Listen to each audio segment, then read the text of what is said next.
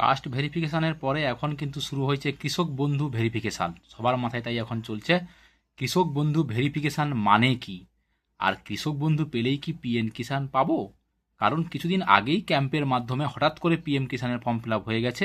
সেটা অবশ্যই আপনারা সবাই জানেন যে 2019 সালের আগে রেকর্ড না থাকার জন্য অনেকে ফর্ম ফিল আপ করতে পারেননি।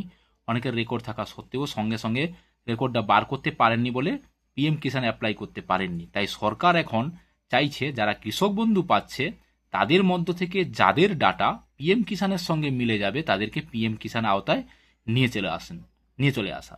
তাই আজকে আমাদের চ্যানেলের মূল টপিক কৃষক বন্ধু প্রকল্পের ভেরিফিকেশান মানে কি, কৃষক বন্ধু পেলেই কি পিএম কিষাণ পাবেন। জানতে অবশ্যই আমাদের চ্যানেলে যারা নতুন অবশ্যই পাশে সাবস্ক্রাইবটি করে দিবেন আমাদের সঙ্গে থাকার জন্য। এই টপিকের আলোচনা করতে গিয়ে আমি অফিসিয়াল ওয়েবসাইটটা দেখিয়ে দিচ্ছি। এটা অফিসিয়াল ওয়েবসাইট। এই যে 4 নম্বর পার্টে দেখো আদেশ, স্মারকলিপি এবং বিজ্ঞপ্তি, এখানে টপিকে গিয়ে টাচ করলে দুটো পিডিএফ পাওয়া যাবে। একটা নোটিশ জারি হয়েছে জুলাই মাসের 3 তারিখে যে পিএম কিষাণের মতো করে যেটা কৃষক বন্ধু সেটা হচ্ছে ভেরিফিকেশান করা হবে, এবং সেই ভেরিফিকেশানটা অ্যাকচুয়ালি কি সেখান থেকে একটা ফর্মও দেওয়া হয়েছে। সেই ফর্মটাই বা কোথায় পাবেন চলো আজকে জেনে নিই সবাই। সবার মাথায় এখন যেটা ঘুরছে যে কৃষক বন্ধু ভেরিফিকেশান মানে কি। এর মানে হচ্ছে অনলাইন থেকে ওখানে একটা ফর্ম পাওয়া যাচ্ছে, সেই ফর্মটা আপনাকে ফিল আপ করতে হবে। ফিল আপ করে কোথায় গিয়ে জমা দেবেন, বিডিও অফিসে গিয়ে জমা দিয়ে আসতে হবে।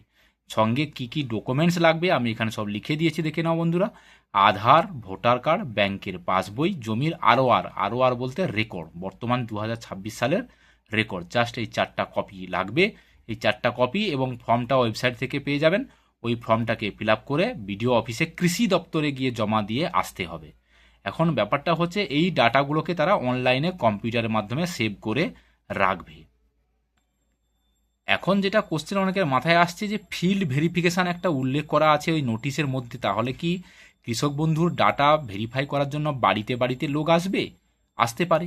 4টা অপশান হতে পারে, বাড়িতে গিয়ে হতে পারে, গ্রাম পঞ্চায়েত অফিসে ডেকে হয়তো ডাটা ভেরিফিকেশান করতে পারে। মানে তুমি যে তোমার নামে ডাটাটা দিয়েছো, মানে আমার 5 কাঠা জায়গা আছে বা 3 কাঠা জায়গা আছে সেটা নিজস্ব কিনা ভেরিফাই করার জন্য আর কি কৃষি দপ্তর ক্যাম্পে গিয়ে ডাকা হতে পারে, অথবা স্থানীয়ভাবে নথি সংগ্রহ করা হতে পারে। একজাক্টলি কিন্তু উল্লেখ করা নেই কিভাবে করা হবে, উল্লেখ করা আছে ফিল্ড ভেরিফিকেশান করা হবে।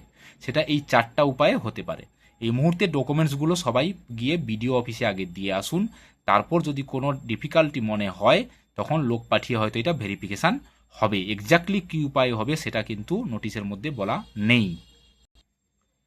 এবার যেটা কোশ্চেন যে কৃষক বন্ধু তাহলে যে ভেরিফিকেশান চলছে এখানে যদি আমারটা সিলেক্ট হয়ে যায় তাহলে আমি কি অটোমেটিক পিএম কিষাণের আওতায় চলে যাব? এই কোশ্চেনের অ্যান্সারটা হচ্ছে একেবারেই না। কিছুদিন আগেই ক্যাম্পের মাধ্যমে পিএম কিষাণ অ্যাপ্লাই হয়েছে, সেখানে 2019 সালের আগে যাদের জমির রেকর্ড মানে 2018 পর্যন্ত শুধুমাত্র তাদেরই ফর্ম ফিল আপ হয়েছে। ঠিক আছে, 2019-এর পরে তাহলে যাদের রেকর্ড তারা কিন্তু কৃষক বন্ধু পাচ্ছে, পিএম কিষাণ কিন্তু পাবেন না। তার মানে কৃষক বন্ধু আপনার ভেরিফিকেশান ঠিকঠাক থাকলে কৃষক বন্ধু পেতেই পারেন, কিন্তু সেই রেকর্ড যদি 2019-এর পরে হয়, মানে 19, 20, 21 এই টাইমগুলোতে যদি রেকর্ড থাকে তাহলে আপনি পিএম কিষাণটা পাবেন না। এখন 19 সালের আগে যদি রেকর্ড থাকে, কোনো কারণে সেই সময় তাড়াহুড়ো করে হয়তো রেকর্ড বার করতে পারেননি, যার জন্য পিএম কিষাণটা হয়তো অ্যাপ্লাই হয়নি, তো সেটা কিন্তু অটোমেটিক পিএম কিষাণের আওতায় চলে যাওয়ার সম্ভাবনা থাকবে। তার মানে এই কৃষক বন্ধুর ভেরিফিকেশান থেকে এইটা ক্লিয়ার করে দিতে পারলাম আমি যে যাদের ডাটা মানে যাদের জমির তথ্য সব কিছু পিএম কিষাণের সঙ্গে খাপ খাবে বলতে রেকর্ড কিন্তু 2018 পর্যন্ত হতে হবে মাস্ট, তাদের ক্ষেত্রে পিএম কিষাণ অলরেডি নাম চলে যাবে। ঠিক আছে, মানে এই ডাটাগুলোকে কালেক্ট করে বিডিও অফিসে তারা পিএম কিষাণের সঙ্গে ম্যাচ করাবে। যাদের পিএম কিষাণ ম্যাচ করবে তারা পিএম কিষাণের আওতায় চলে যাবেন। এখন কোশ্চেন যেটা জাগছে সবার যে কৃষক বন্ধু পেলে তাহলে কি পিএম কিষাণ পাওয়া যাবে, বা পিএম কিষাণ পাওয়া গেলে কি কৃষক বন্ধু থাকবে, সেটা টোটালি এখন সরকারের উপর ডিপেন্ড করছে। সব থেকে আরও বড় কথা, গত সরকারের আমলে একটা ফ্যামিলিতে হয়তো 3 জনের নামে জায়গা ছিল, সেক্ষেত্রে হয়তো 3 জনই কৃষক বন্ধু পেয়েছে।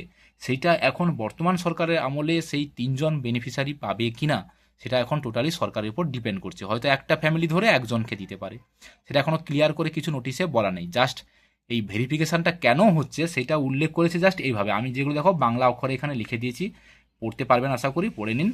এবং আমি অবশ্যই বলেও দিয়েছি কীভাবে হচ্ছে ভেরিফিকেশানটা। ঠিক আছে, আশা করি এখান পর্যন্ত তাহলে ক্লিয়ার।